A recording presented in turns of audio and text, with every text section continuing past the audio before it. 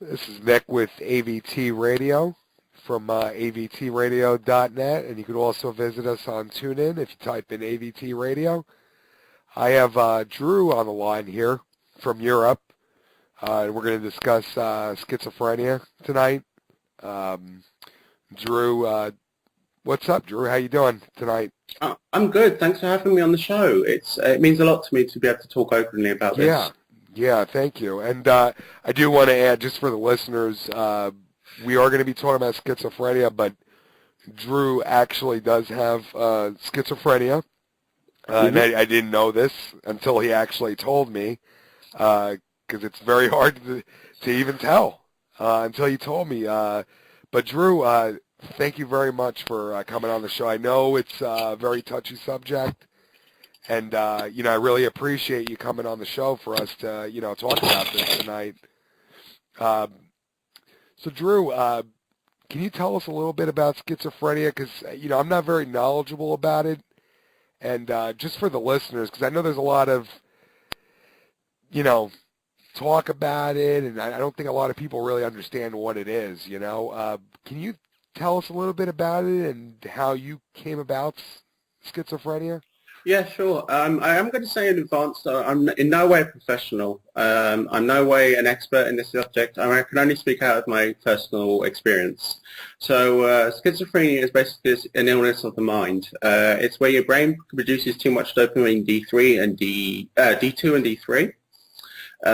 What happens is when you have a spike in dopamine is you start hallucinating, having paranoid thoughts, fake memories, fake thoughts. You start thinking things that aren't real, and you get very anxious, scared, emotional, and stuff like that.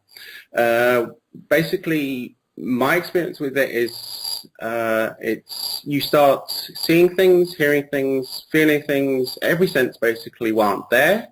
You start linking things that aren't there. You start seeing hidden patterns in things. You start having delusional thoughts, like I said. Also, my memories have been altered quite a lot. And yeah, that's basically my experience. I got diagnosed when I was 12 years old, which is extremely rare because normally it happens in young adolescents, adulthood, sorry. And yeah, it's extremely rare for me to be diagnosed when I was 12, maybe 13 years old. I can't remember correctly. Wow. And, I do read, and I hate to, I don't want to bring stereotypes up or anything like that, but I do read that there is depression involved. I can only imagine it's not easy to deal with, and, it's something I'm sure your family's gone through a lot, too, dealing with this. Can you, if you don't mind, can you give us a little bit of talk about how your family dealt with this and how you dealt with it, and what led you to this point now? Because I know a lot has changed from the age of 12 to now with schizophrenia that you have, growing up. Yeah, it's been very, very difficult on my family. And I'll start off with the depression we were talking about. I also will say I have autism, so that makes it even more difficult. It's only a very light form of autism, though.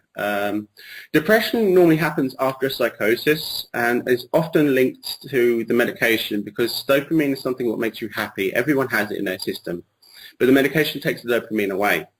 And after you get a psychosis, which is what basically called a attack of schizophrenia, you fall into a very severe depression. Often suicidal thoughts come through your mind. It happened to me many times. And sorry, I've completely lost where I was. It's all right. I was talking about my family and stuff. Yes. Well, basically, it's been extremely tough for them, extremely tough. I've lost contact with them several times. Even with my mother at the moment, I'm still out of contact at the moment, but hopefully after New Year's we will be talking again. The reason why we lost contact this time is because I had some delusional thoughts. I stopped my medication 3 years ago, which is a very, very bad idea. I was basically a ticking time bomb, but I had to try it once in my adult life because this is something that happens a lot with people with schizophrenia. They believe not cured, but like become immune to it. Or the medication, they feel better and they want to stop it, the medication. Also, I want to say a very big thank you to my sister. My last psychosis happened about a year ago now. Not this Christmas just gone, but the Christmas before then, I fell ill. And yeah, she didn't have to help at all. And she helped me so much. And while I was in the psychosis, I threw a lot of it back in her face. And I'm so sorry for that. Also, I would like to say a big thank you to my very best friend and my other friends who came to my rescue that night and, well, a few days later because they didn't know what was going on.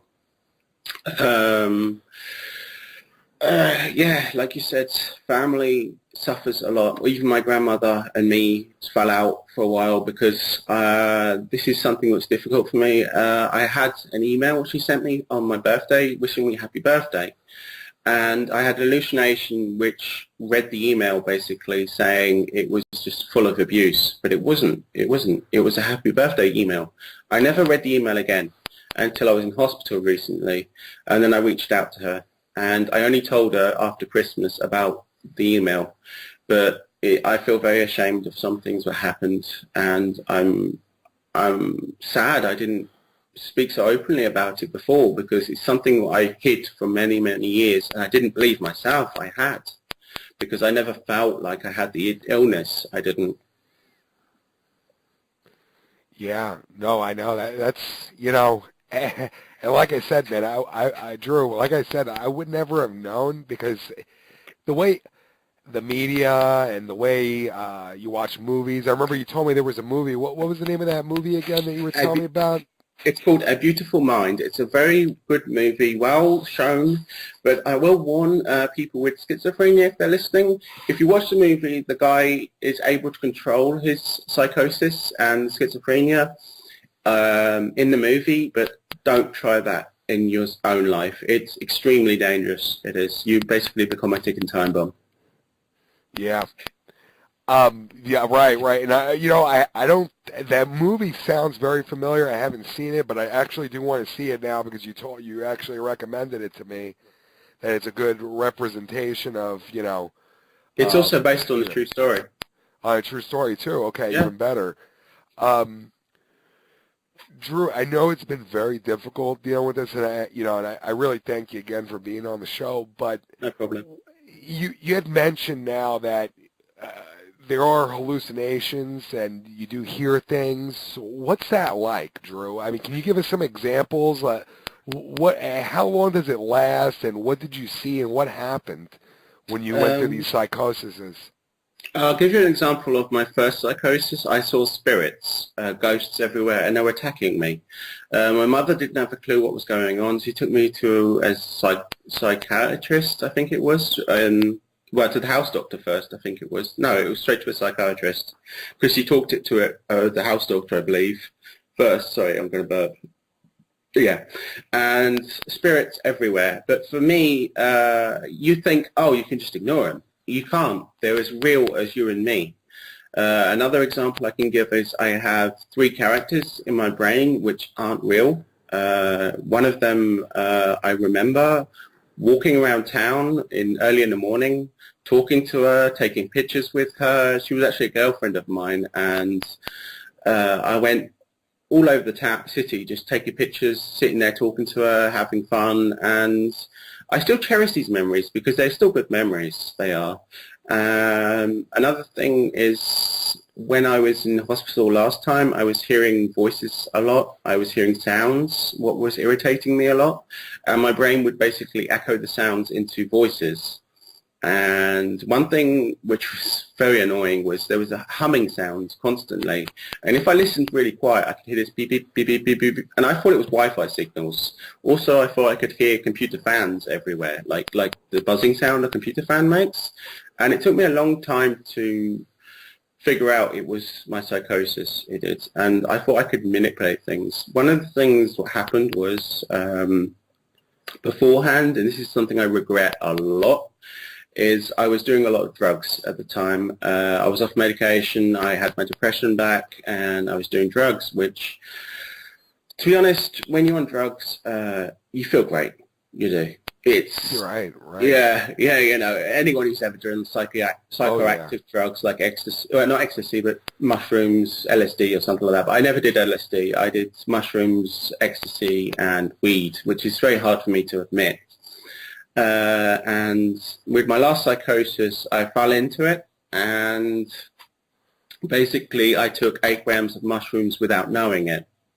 I was laid paralyzed in my bed, and I was typing things on Facebook that made absolutely no sense. My friends came bursting in, screaming, what's wrong? And I couldn't tell them because I'd never told them because I was so ashamed of my illness, and I never believed it myself. Sorry, what was the question again? Yeah. No, that's amazing. You know, and you know, I've had a moment in my life, you know, I'm trying to relate because I've never had, I don't think I'm schizophrenic, you know, I've never been diagnosed with it, not that I go to the doctor very much, but I did have a dream once where, you know, I'm trying to somewhat trying to relate to what you go through, where I was dreaming that I had hit the lottery and I won a couple $1 million, and I woke up and I was very confused, almost as if I still believed it. Obviously, it wasn't true. I didn't hit the lottery. It was just a dream. With that being said... We all have that. Right. You know, I don't know if you've ever had a dream like that. Maybe it's just me, but do you, when you have these psychoses, do you even know you're having it? No, or it's you don't. just a normal train of life? I mean, it just happens, and you find out later from somebody else? How does that work? It seems so real, and there's no way of distinguishing between reality and not reality. And that's one of the things that schizophrenia is well known for, the loss of in the grip of reality. You fall into a fake delusional world, basically, and eventually, if it's left untreated long enough. For me personally, sorry, I've got memory issues. So what was the question again? No, it's fine. You're fine, Drew. You're fine. Yeah, it's still damaged from my last psychosis. So can you just say the question again for me? Yeah, when you have no, Drew, you're fine. Thank you. Okay. When you have the psychosis, now, do you know you're actually having them, or No, you find out later on? No, and that's the thing. I had, and this is the thing what I found it very difficult to accept. I had fake memories, and that's something not very common with schizophrenia, because I know another person who has schizophrenia too. I'm not going to say any names on this show, don't worry. And he basically said he doesn't have that. And I've talked to some other people and they don't have that, where fake memories for me are very difficult to let go. Sorry, I completely forgot what I was talking about again. No, it's fine. It's fine. Yeah. Drew, what about, like, now, the medication now? I know you said earlier don't stop taking your medication because you might feel fine while you're taking it, but you got to keep taking it. If you keep taking, is it still possible to have a psychosis even though you're on the medication, and has that happened to you? Yes, it has. I'll give you an example. I was on the medication, I sat on my bed, and I believed I saw a spirit walk out of my bathroom, a spirit of a nun, walk out of my bathroom, stand to the window, and then disappear. It was a calming feeling. I wasn't scared of it, and it never scared me. I remember the last question now. When you're in a psychotic state, you don't realize, and for me, I was in it a lot longer than I thought, and I only figured this out at Christmas time this year when we watched the film A Beautiful Mind. It got me thinking, and basically what I say is we think.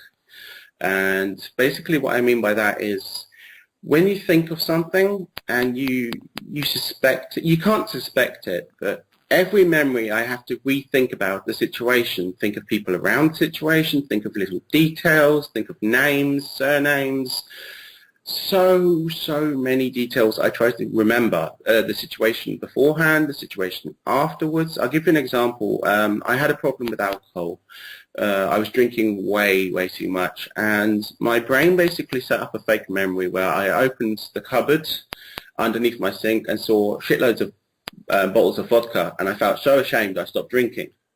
Now, that was a good thing, to be honest, but that never happened because I don't remember drinking any of the vodka, and I don't remember going to the glass bank and throwing the glass bottles away. So, yeah, it's very difficult to realize the truth, and a lot of people don't ever realize the truth. I'm thinking about people in the hospital I was in recently, and some of them are still there because they just won't let go. They can't, and they never will. Wow. Yeah. That's very interesting. And I've been looking. It says it's a higher than average suicide rate associated with schizophrenia, and I can only imagine why. Probably because you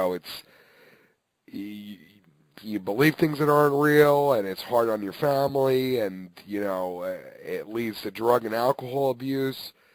And you probably shouldn't be doing drugs or alcohol when you're on this type of medication, psychosis medication, right? No, It's not no. antidepressant, it's psychosis medication, right? But I also take antidepressants because one thing that happens a lot with psychosis is, I don't know if I said it on this recording because we had a recording a minute ago what failed. Right. Yeah, it's quite funny. Sorry. It's fine. What happens on after psychosis is you take the medication, and also post-psychosis depression is very common, but when you're on the medication, it takes away your dopamine. Dopamine is something that makes people happy, and ecstasy is something that makes a shitload of dopamine in your brain, and it's very dangerous for someone who has schizophrenia. But the problem is when you're taking the medication is you fall into a very, very deep depression, and I had to go back to the hospital again to get back on the antidepressants, which was very hard for me because I was on them for many years and I felt like a zombie on them because my medication wasn't right in the past. Now, recently it's gone up a bit, and I must say it helps me so much to be myself, and I'm going to say something: never be ashamed to admit you have a problem. Never. If you're out there and you're hearing things on this show which you relate to in any way, look for help. Don't be ashamed, and don't be ashamed to talk to someone. It's someone very close to you. You have to be your family member, if they're close to you, a doctor, anyone like that. Never be ashamed to admit you have it, and try not to tell everyone, but try to talk to some people about it so they know. So you got that backup just in case, because I didn't have that because I never told anyone.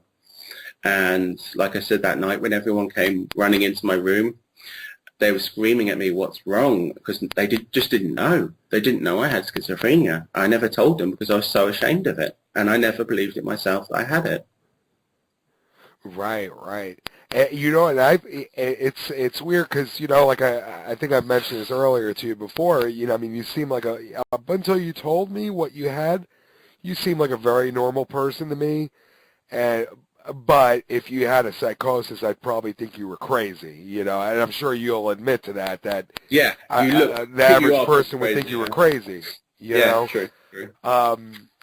This is something you'll live with for the rest of your life. Right? There's no cure for it. It's a handicap technically. Right, and it's in your brain. Can you tell me about? I know there's different types of schizophrenia. Do you know what kind of schizophrenia that you have by any chance? I believe it is a mix of general schizophrenia and paranoid schizophrenia for me. It is. Yeah. Okay. Yeah. And what exactly can you tell us about general and paranoid schizophrenia and what that does to you? For me personally, I can't exactly say the difference between the two because I only know how I feel myself. For me, like I said, when I'm in a psychosis or when I'm leading up to a psychosis, I have hallucinations, paranoid thinking, delusional thoughts, and things like that. And it's extremely difficult. And yeah, like I said, for me, paranoid schizophrenia is one of the hardest ones you can have because you're paranoid of everyone. Even when my sister was there, I was suspecting her of all sorts of things, which was very difficult on her. She went through an extremely difficult time, and I have a lot of respect for her. She did tell me if it happens again, she will not be able to do it. Help me again, and I understand her fully. I do. I do. It's not meant in a bad way. It's not, because she went through a tough time, a really tough time. That's a lot of emotional stress. Yeah. I could only imagine. Mm. You know, I've seen that. I haven't seen it firsthand, but I've heard it from. I had a neighbor. He's actually deceased now. But long story short, his mother had dementia. This is my neighbor. He had his mother had dementia. He and for those that don't know, and I'm sure you know what dementia does, you start to forget things. Mm. Well, his mother forgot who he was. Wow. And it led to a lot of alcohol abuse, and it's a lot of emotional stress. You know, I'm sure what your sister and family went through. It's a lot of emotional stress. It's very difficult for them to go through that because they love you, and it's very difficult for them to cope with that. You know, it's not something that people prepare for. You know, what do you? What's it like? What do you think it would be like? You know, I understand it's a handicap, and I know you've mentioned before to me that you've had jobs before in the past, but they didn't really work out because you had schizophrenia. What happened, and what's it like trying to work and have schizophrenia? Well, it's extremely difficult. One thing I can't deal with is stress. And I'm on disability, and I'm ashamed of being on disability because I can work, but I can't deal with stress. And even though it's not a stressful environment, I will create my own stress without knowing it. And stress is something what can trigger a manic attack or a psychosis itself. Before we continue on that subject, I would like to explain some things about mania. It's something which is linked to schizophrenia a lot. I also know it with my one of my friends in America who has schizophrenia as well. He gets manic quite often, and mania basically is you can't stop talking and you don't realize you're talking at times. You talk for 3-4 hours, sometimes 6 hours straight without even letting anyone have a word in between, wittering about all sorts of different things, and it's very difficult, it is, for the person trying to listen to you because they don't understand what's going on. And I would like to say, if you know someone like that who has tendencies to witter for a very long time, witter is a word we call it, is talking for a very long time, without taking a breath. Don't try to talk to them, but try to, how can I put it, try to communicate with them and show them something and talk to them about it. Because they might not accept it, you might lose them as a friend. It's a very sad thing because they're not willing to accept it, but at least you tried. And you only need one person to help you, and that's all it needs. It was one person to reach out. It's the same with depression as well. One person can save a life, and that's 100% true. Wow. Yeah, no, I believe it. Just for educational purposes, Drew, people now that have schizophrenia, it seems like you have it very well under control. You're on medication, even though you can have a psychosis at any moment. You know, I understand, you know, that you can't work, and that's fine. You know, I completely understand that. You know, you have this is your brain's not functioning. There's an issue. There's schizophrenia. Yeah. You know, so your brain is reacting a certain way. Does counseling help aside from the medication, or has there been counseling involved? I have had counselors in the past, but I don't prefer not to talk to counsellors because I had a bad experience with the counsellor before. What counselling? Or if you don't mind me asking. She basically put some stuff in my file what wasn't true, and it made me very upset. It did, and some things I said, and it was wrong of her. It was very wrong, and counselling helps a lot in the recovery to be able to talk to someone. When you're in a psychosis, it doesn't help at all. It doesn't. So It doesn't. after the psychosis, counseling is beneficial then. Yes, because there's someone to talk to about the things you're discovering. And if you don't have Okay. someone to talk to, it's very difficult. I have my best friend. I call him my best friend because I have 3/4 best friends who mean the world to me. They do. And Yes. he is someone, I can't thank him enough. I've talked to him about many things, and he's accepted them, and he understands my illness, and some things could have upset him. And one thing I have, and a lot of people have after a psychosis, is they feel like they've lied to people, and they haven't, and they feel a lot of guilt. And that's why a psychologist is very useful to talk to, because they can give good advice. They can, and just having that person to talk to is very handy. It is, and I have my best friend. If I didn't have him, I probably would go to a psychologist, yes. Yeah. No. Now your friend now, do they have schizophrenia as well, or No, they don't? no, he's 100% They don't. sane. He's Okay. 100% Well, sane, I yeah. wouldn't. I mean, there's nothing wrong with being schizophrenic. Yeah. From what I read, it is genetic. Yes, yes. It is. Normally it's on the mother's side, but I talked to my grandmother about this, and as far as we know, there's no one in our mother's side of the family. But what happened with my birth is I was stillborn. I wasn't breathing when I was born.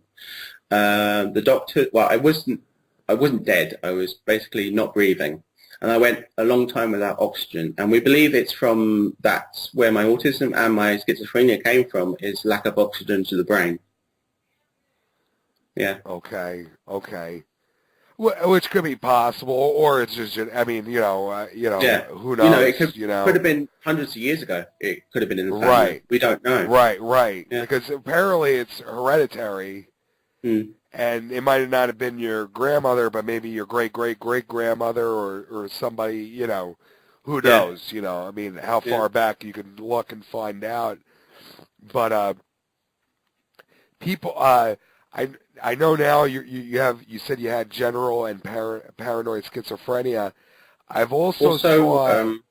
Yeah, I'm sorry. Go ahead.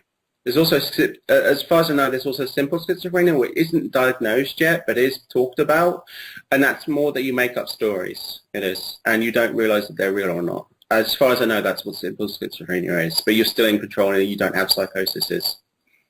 Yeah. I did see that, and and then I did see there's the disorganized type. That I don't know. You didn't? Okay. No. Where thought disorder, there's some kind of disorganization. I guess you probably don't think about things straight. And then post-schizophrenic depression, where you have depressive episodes. Yeah. And those depressive episodes. Which is after you have I guess post-schizophrenic depression occurs after the episode. The psychosis. Or the episode, psychosis, yes. Yeah. How often do these? I guess there's no telling when you're going to have a psychosis, right? There's nothing leading up to it, right? Yes, there is. You get manic first. You do. And what happens when you become manic? You start talking uncontrollably. You start doing strange things. I'll give you an example, and this is a little bit of a funny story, but I'm a bit ashamed about it. I cut my mattress in half to make a sofa out of my bed. Then I reattached it with zip ties. Yeah. And those are the sort of things you need to watch out for. If you're noticing you're talking a lot, you're uncontrollably talking, you're doing strange things, what people wouldn't normally do, then look for help. Yeah, it's one of the first signs. I'm at the end of the month when it's due to have an injection, because I have an injection every month. I do, because I don't have pill form. I prefer to have an injection once a month. At the end of the month, like it is now, it's the first of the month, and on the 4th, I'm going to be, well, for me, it's the first, because I'm in Europe. On the 4th, I'm set to have my injection, and I feel I get too hyperactive. Problem sleeping as well is also part of mania, which is very common. A very acute alertness, sensitivity to sound as well, and your eyesight also becomes sensitive.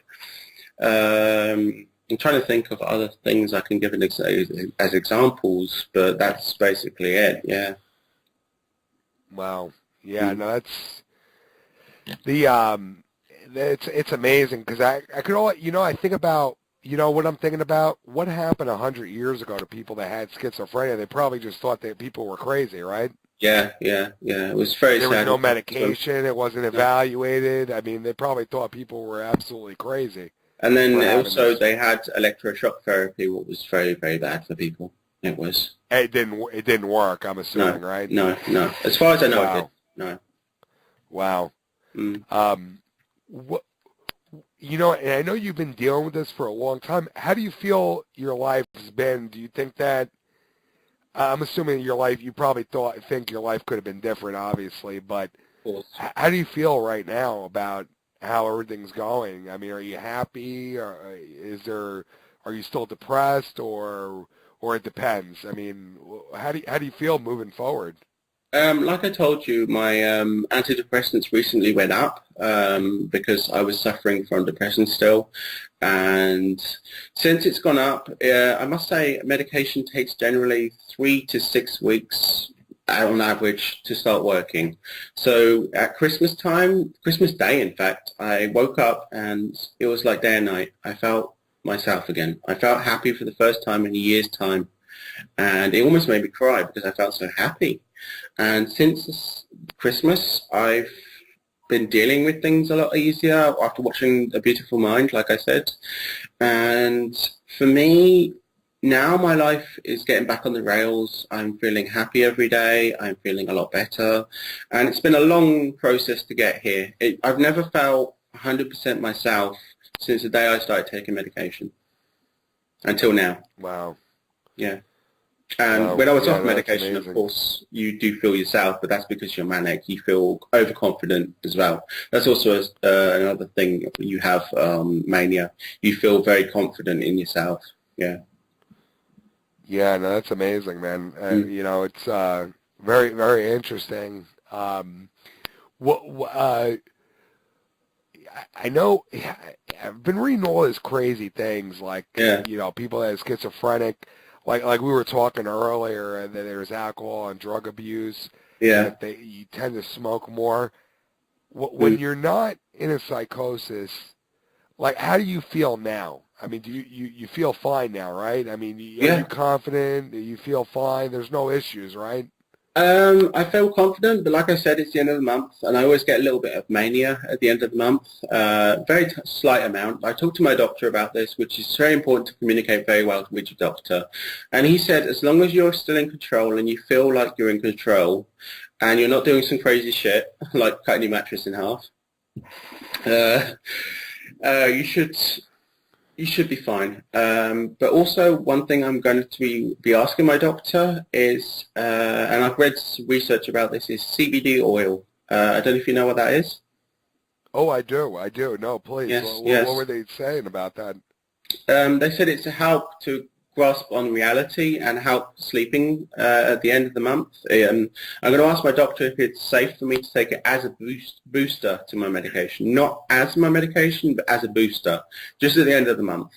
Yeah. And when I was in hospital, I must say, as a disclaimer, it was around the same time my medications would start working, but there was another patient there, and he had CBD oil, and I asked if I could have some in my vaporizer, and I vaped it, and the difference was like day and night.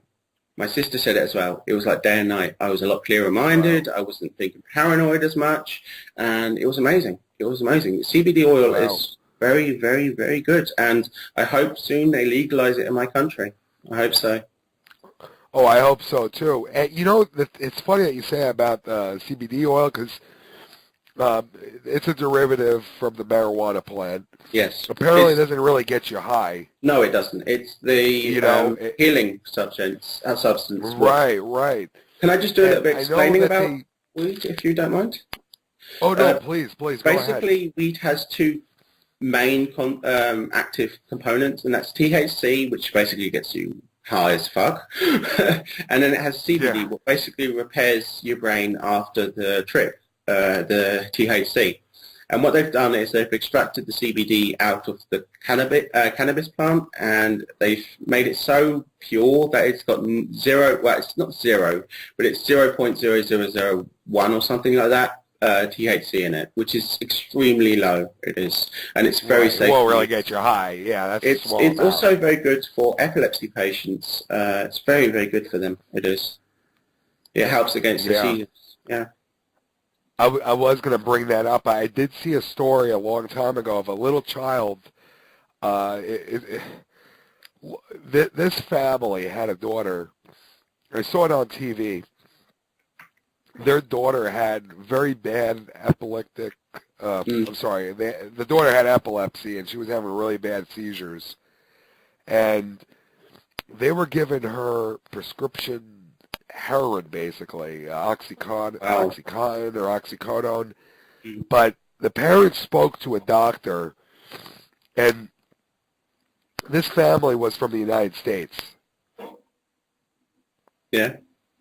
And wherever they lived, it wasn't really illegal or accepted, but they were giving their child this CBD, and the daughter automatically stopped having these seizures. Yes, I've seen videos on it as well. I've seen videos.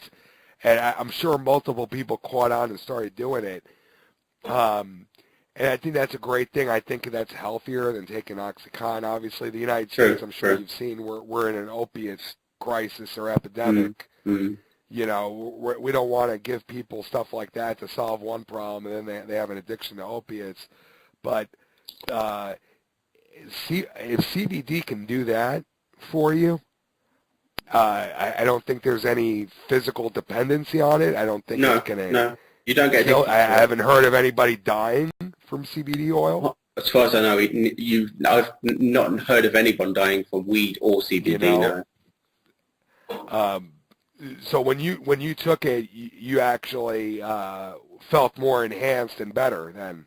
It basically was day and night. I was in a psychosis, and I took it. It was around my birthday time, and it was day and night. I clicked out of it. It was a big help. It was a big help. But of course, it was around the time my medication would have kicked in. But I believe it would have taken me longer to recover if it wasn't for the CBD oil. Yeah, but I'm not going to tell anyone to stop their medication and start taking CBD. That's very dangerous. It is. It's very dangerous. Yeah. Always take your medication. That's one thing I can advise. Even if you're thinking about stopping it, don't. It's dangerous. It's very dangerous. Yeah. Wow. But it's good as a booster, like I said. How do you, as far as being in the state that you're in now, I mean, how do you feel about, somebody with schizophrenia now? Are you able to go to school and learn things, and is that all okay, or is that too much stress to deal with? Well, one thing you have a lot of problems with schizophrenia is concentration, and that's due to the medication. You have an extreme difficulty concentrating. At school, I went to a special school, which was for people who had problems and stuff like that. And for me, concentration is a very big difficulty, but at the moment I'm going to art class because that's one thing I said to myself this year. I've got two choices. Either I learn to play the guitar, which I've always wanted to do as well, or I learn to draw better. And I thought, what's best for my recovery? Draw out my delusions, my memories, my fake memories, of course, the people I've seen, things like that, or play a guitar, which is soothing for me, but can also be very frustrating for me. And I decided to follow art class this year, and it's going good. It is. Sometimes, I must say, in the last few months, because of my depression and social anxiety and stuff like that, because that's something you suffer from as well with schizophrenia, is anxiety. I had to, halfway through the class, I had to say to his teacher, look, I need to go home, and he's been fine with it. But now my antidepressants is gone up again, and it should go a lot better. And my concentration level is getting higher, but my memory is still quite a difficulty because that's brain damage from after the psychosis, yeah. Wow. Yeah. No, and that's good that you got, a little just like a regular person, I mean, Exactly. That you're able to do other things, anybody that's got schizophrenia, I'm assuming whether it's severe or not, you do have to take medication, right? Yes, Or yes. you do, right? That's just a given. It's the best thing And you can do. has there ever been a time where you've been given? I know there's different types of medication. Have you ever had a time where, or what would be a sign that your medication's not working, or you might need to go see your doctor and get reevaluated? Like I said, it's mainly the manic, when you get manic. One thing I did have was I take Risperdal for 6 years. I don't know what it is in English, but it's similar to that.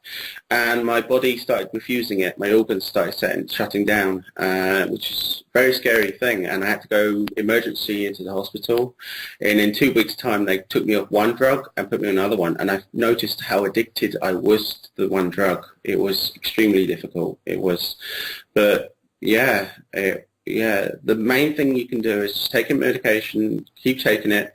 But the signs you say is when you start linking things, you start thinking outside the box, you start thinking of conspiracy theories. I know for you that's a bit funny because your radio story talks about conspiracy theories quite often, which I have no problem about. But it's more when you start 100% believing it and there's no other way, you won't listen to anyone else. I lost a friend about this as well, and I'm sad about that, and I'm going to reach out to him soon as well. It was about the London terrorist attacks, and there was that video clip that came out with that that police officer putting a camo pair of trousers on, and I was 100% sure it was fake, which it wasn't, of course. It wasn't. And I had a big discussion on Facebook about it. I lost quite a few friends. And I lose friends every day. But for me, it's difficult to see my friends list going down. But for me, friends don't leave. They stay around. And if they want to leave, they can go ahead and leave. But for me, it's upsetting because they don't accept me as a person. They don't. Because that's part of me. Drew, do you think that the reason why you say that you're probably losing friends is because of the schizophrenia, and that you telling them something that's not true and they don't want to believe it, and in the past, whether it's true or not? In the past, that is the fact. Yes, it was. I was losing a lot of friends because of that. No, let me finish. Sorry. Please, go ahead. No, you're fine. Yeah, in the past, I lost a lot of friends because I was posting paranoid things from Anonymous, things like that, and I was believing them 100%, and it was wrong of me. But now, some of the friends I've lost because they didn't believe I had schizophrenia. Some of the people don't want to hear I have schizophrenia, and I'm open about it now. And it's very good for me. Some people, which I thought weren't really that interested in me, and have come up to me and said, I'm very proud of you. You've done very well in this last year. You have. And it's been difficult. It's been very difficult. Yeah. Oh, no, absolutely. Yeah, no, I'm sure it is. I can only imagine. To be truthful, I wouldn't know why they're deleting me, or even if they're just deleting their Facebook accounts in general. But, it's still upsetting to see. It is, Because we all lose friends. We all lose friends, schizophrenic or not. Yeah, I'm the kind of person who's very helpful. I'll always be there for a friend. I always will be, unless they're trying to take advantage, which happens quite often. And I'm the kind of person, I have a tattoo on my back which says, help those in need, disarm those of greed. And it's a good saying to me, and I've always cherished that saying, because people in need help. And you should never be scared to help someone. Even if you see someone fall over along the street, even if it's funny the way they fall over, go help them. Don't laugh at them. Help them. I've done it several times. I've seen people fall over on ice patches. I've even helped a woman come out of hospital. She was visiting her husband, what was in the hospital, and she tripped and broke her arm. I literally got out my bench I was sitting on straight away and ran over to her and said to my girlfriend at the time, go inside, get an ambulance. And there was some kids not far from there laughing their heads off. And I felt so ashamed for the youth, for them. They should be very much ashamed. You should always help people. But if they don't want to accept help, it's their choice. Right. No, absolutely, yeah. It's, I'm glad we had this conversation. One other thing that I was reading about on the internet, that people have a common misconception. I think that people that are schizophrenic are bipolar. Have you ever heard of anything like that? Yes, I've heard that as well. What do you? And I understand it's completely two different things. Schizophrenia and being bipolar are two different things. What do you know about that when people say that? I mean, or how do you feel about that? It's also, what happens a lot is people mix up schizophrenia with split personality disorder. And I had a discussion with a former friend of mine about this, and he wouldn't believe me. It's not the same thing, right? Yeah. Bipolar is also not the same thing. That bipolar is more a sort of form of depression. But you can also have a sort of paranoid sort of bipolar. I'm not sure about that, so don't quote my words on that. But it's a very different sickness because there's medication for bipolar, there's medication for schizophrenia, and schizophrenia is antipsychotics, whereas bipolar is more mood stabilizers. It is, yeah. Oh, okay. I'm sure it affects the brain in a different way, because I've seen pictures of MRI scans of somebody that's schizophrenic. Yeah. And you see all these different colors light up on the MRI scan of the way the brain is actually working versus somebody that doesn't have schizophrenia. It's running at 110%. It is. Right. It's running in overdrive. Your brain is literally like a computer. It's working harder than it's supposed to. Yeah, and that's why you get brain damage afterwards. Yeah. You get brain damage. So every time you do have a psychosis, it can cause brain, or it can cause brain damage. It can cause brain damage. It's not necessarily every time, but it can cause brain damage. Okay. Also, one thing which is very well known is schizophrenic people have an average lifespan 20 years younger than most people because of the high rate of suicide. Because they can't cope. I did read about that. And that's very sad. And I get it. I completely understand that. That's not. If you're hallucinating bad thoughts, and I know that it leads to drug and alcohol abuse. It's very difficult to deal with. I can only imagine the depression that occurs with all that. It's very sad. Yeah. It's like when I said about my ex-girlfriend there, I had very good memories of her, and to know they aren't real is difficult. It is. But I accept it. Right. And now it's funny because the more I discover in my brain, the happier I get. It's funny. It makes me good because I know I'm recovering. It's part of the recovery. Yeah. In the beginning, I was crying my eyes out, and I have to admit that, it's not a shame. You should never be ashamed to cry, And I was crying, and because I felt so ashamed, and especially towards my mother, because my memories towards my mother are very, how can I put it, altered. I believed for a long time, which is completely wrong. She had Munchausen by proxy, and she was making me sicker than I was, which is completely not true. And it's difficult because I need to sit down and talk to her about it, and I still have these memories, but I need to ignore them. And that's the hardest part, is accepting they're fake. Right. You seem like this. It's probably a lot for you to deal with, dealing with all this. But you probably think about all. It sounds like from what you're saying, you all the stuff that you thought was real. Now you think about it later on, and you evaluate it, right? That this is not real. This is not real. I mean, am I right by saying that, or? Now I'm insane in my mind, and this is something what people with schizophrenia have very much difficulty with. My doctor says I'm an extreme case, which is not extreme case, but I'm a very rare case that I'm able to detect the memories very easily because I have such an understanding of it. And one thing which I found difficult in my youth is I was always in a general psych unit, and for me, a general psych unit isn't the best because you're mixed with borderline, bipolar, other mental illnesses, and you never really understand your illness because you can't learn from the other patients. This time when I went into hospital, I was sectioned because I ran away from the hospital 3 times without knowing what was going on. I was scared of the nurses and stuff like that. But I had to be sectioned, which was the best thing that happened to me. It really was. And yeah, and to be honest, I learned more this time because I was in a specific unit with only people with psychosis problems. And for me, that was very, very useful. It was very useful. I learned a lot from the other patients.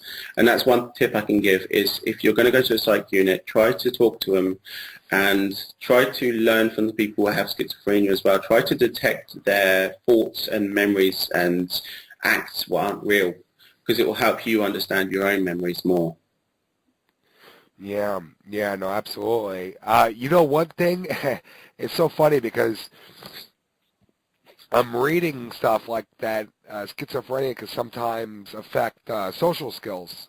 Yes, yes. But Social we've been anxiety. speaking for almost an hour, and Yeah. you are on a roll, and I appreciate it. I mean, we have a lot of information coming Well, out, and you're it's talking. more. What makes Yeah, you? sorry. Yeah, what is Carry it? on. Were you always like that? Were you always very social, No. or? No, I had very much difficulty. In fact, till I was about 24, 25. When I stopped the medication, I started going out and partying, which was wrong of me. I spent a lot of money. I got myself into some debt, but I learned to communicate with people a lot better. But face-to-face talking for me is still very, very difficult. I have problems looking in people's eyes. I can't look at them in the eyes because I feel nervous when I do that. Whereas on voice chat and stuff like that, it's easier for me to communicate because I don't see their face expressions, if you know what I mean. Right, right, right. And you know what? I think that goes for many people, that even people that aren't schizophrenic, it's a good way to, I think it's very healthy. I think that's Mm. healthy to have that, whether you're schizophrenic or not, have that ability to go on the internet and talk to people, whether they're, I know we're on different continents, you're in Yeah, Europe, I'm in the United States, we have a 9-hour time difference. But yeah, I think that, and we're talking right now in real time. I think that's amazing how, I think it's probably even therapeutic if I'm not, it is. please It correct me if is. I'm wrong. I think it's very good. But from what I'm reading, people with schizophrenia do struggle with social skills, and you don't seem to be struggling with that at all. Uh, Probably because we're speaking online, like you said. Yeah, But you had me definitely fooled. You know, yeah, um, and it's probably because of that aspect. But it's a yeah, good start. yeah, It definitely yeah. is. But it's more new people I have problems with. If I know them already, I can talk to them easily. And if they're easy to talk to, it's easier. I'll give you an example. I've got a friend who I've known for many years, and she has difficulty talking as well. She's got borderline. And one of the things is, and this is the thing, even with my best friend, I can talk for about 30 minutes and then we have to watch TV, or there has to be something to talk about, if you know what I mean. Something we can talk about. Otherwise, I don't know what subject to talk about, if you know what I mean. Yeah, so I have to put a TV on and we watch a program together, and then we talk about the program, or something will pop in my brain and then I'll talk to him about it. And that's something that can annoy people a lot if you're in I'm talking to in TV programs. Yeah. But it's the way I do it, yeah. And also one thing Uh, I have very big difficulty yeah. is with sound. Sound is very difficult for me. Since my last psychosis, I love music. I always have to have music in my apartment to keep me calm. And when I'm walking along the high street, I normally wear my headset and listen to music because there's so many sounds going on around me that it agitates me and makes me nervous. Really? Okay.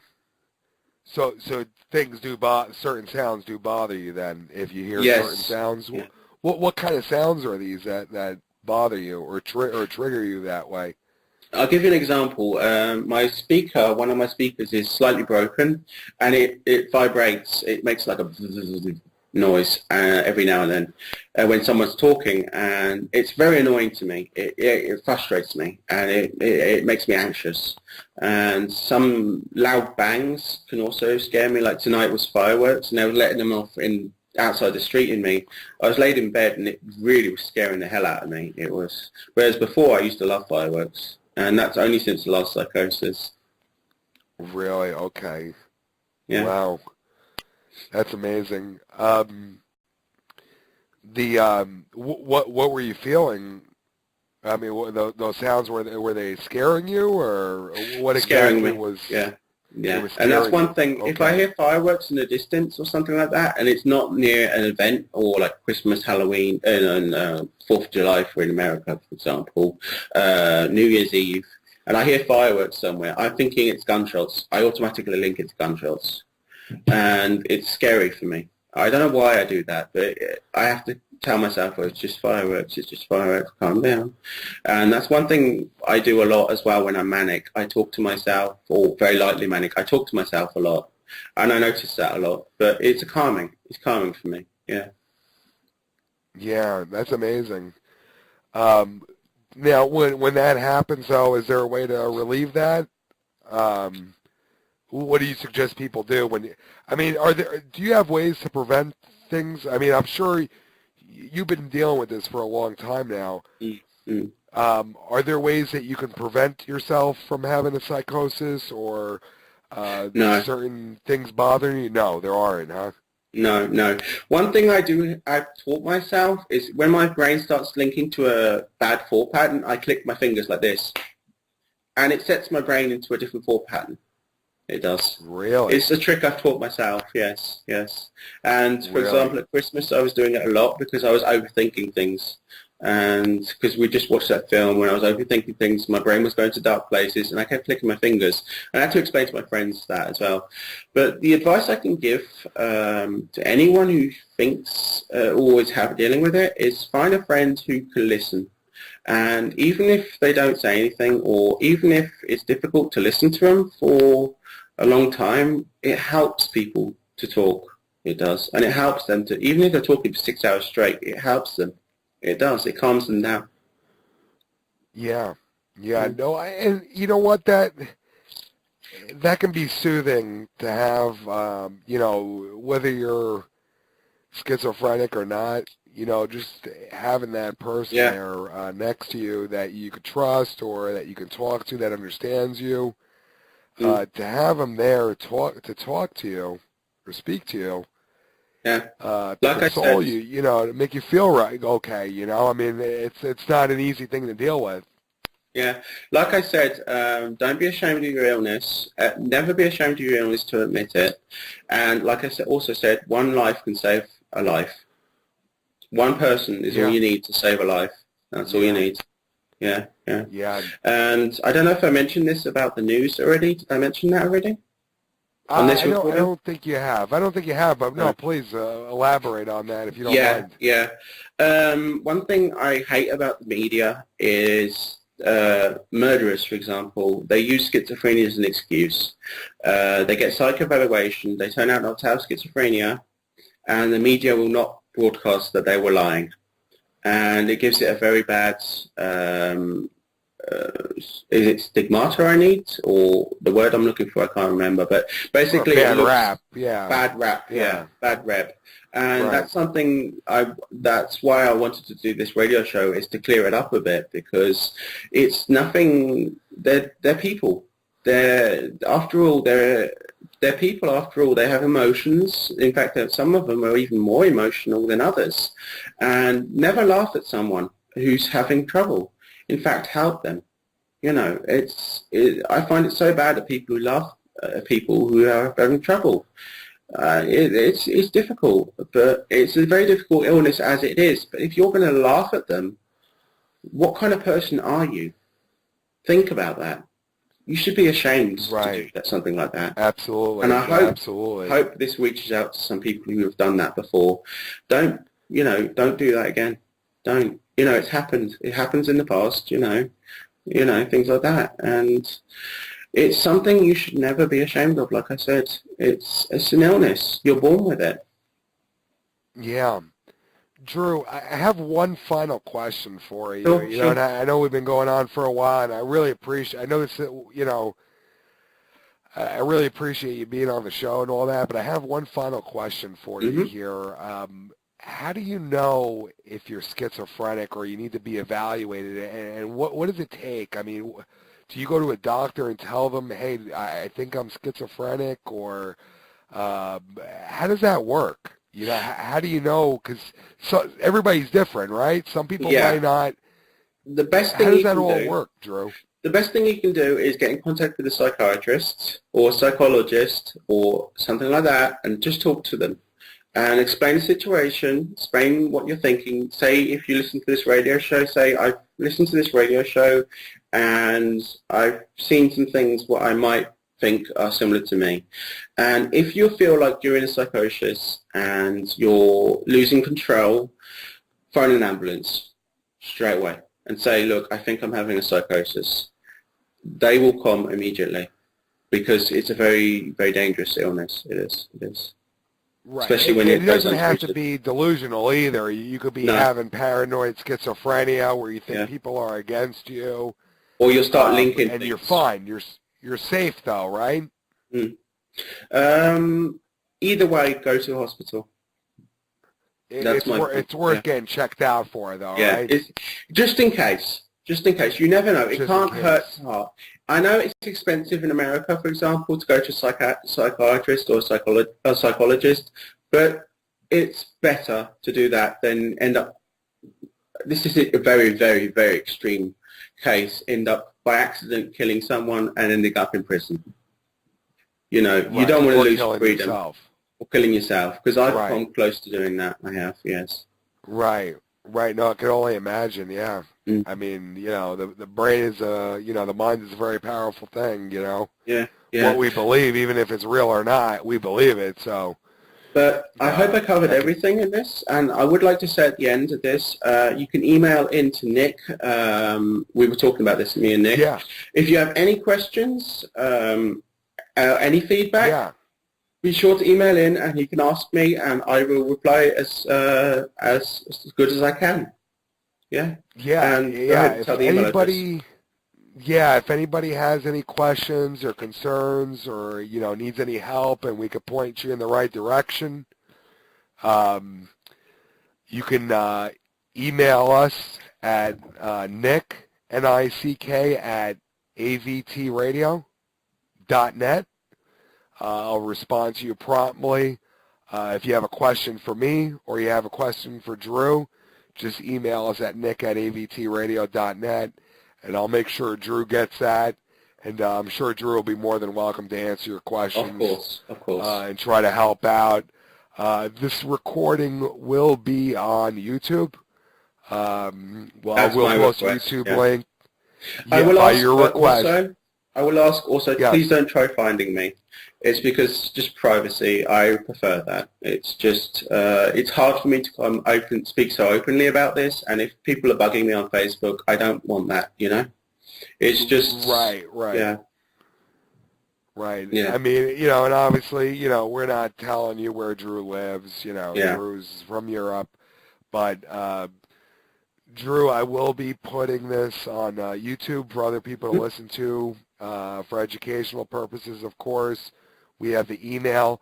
I will be posting a small article on avtradio.net. Yeah. For people to, read about and link and email us. Also, the Wikipedia page is schizophrenia. Also, the Wikipedia page is very useful. It has a lot of information on there. It does. Yeah, on schizophrenia, absolutely. So, Drew, thank you very much for tonight. I learned a lot. It was very interesting. I appreciate you coming on the show, and hopefully we can have you on again. We could talk about other things, and sure. It'd be great. Thank you so much for having me, and it means the world for me to do this. I've always wanted to do this, and it means so much to me. Thank you so much, Nick. And good night, everyone. Absolutely, Drew. Yeah. Good night, everybody, and thank you, Drew. And you're tuned in right now to AVT Radio, and you can visit us at avtradio.net or on TuneIn. Everybody have a good night and a Happy New Year's.